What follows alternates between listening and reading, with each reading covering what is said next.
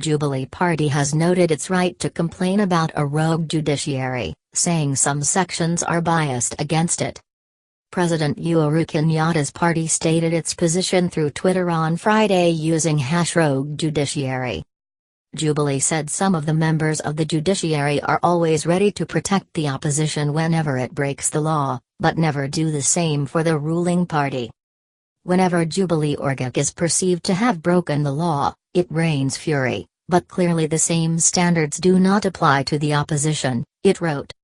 Sections of the judiciary are biased against Jubilee. We have no capacity to issue or implement any threats. That is why we do not, but we do have the right to complain against unjust orders and rulings. The party noted that when National Super Alliance leader Raila Odinga was sworn in as the people's president on January 30, Chief Justice David Maraga refused to comment on the matter. When the NRM illegally swore in their leaders, we were told the CJ could not comment on the matter lest it landed on his desk. But he went ahead to comment on the Miguna issue even though it was alive in court. Lawyer Miguna stamped documents during Raila's ceremony and was deported to Canada for this reason. His passports were also seized in police and court drama that lasted about 5 days.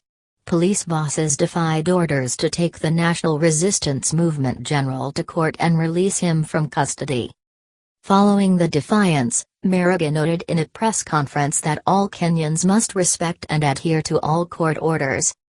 Details: all Kenyans must follow court orders, Maraga says after Miguna drama.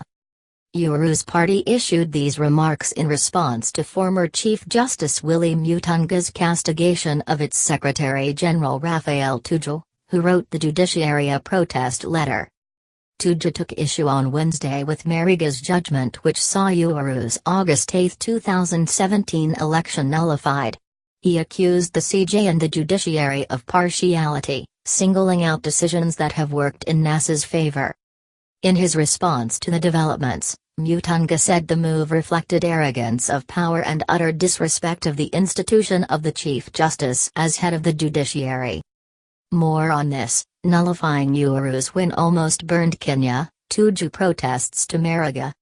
Also read, arrogant Tuju's letter aimed to intimidate Maraga personally, Willie Mutunga. Uhuru has been seen as stamping his authority through moves following his swearing-in for the second term on November 28. On February 14, he dropped Attorney General Githu Muigai and demoted Solicitor General Nji Mutri in changes that ultimately target the Supreme Court and the judiciary in general.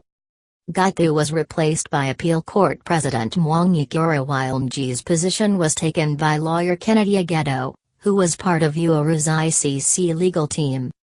But it is the nomination of 3 members to the Judicial Service Commission that signaled the president's intention to live up to his threat to revisit the judiciary.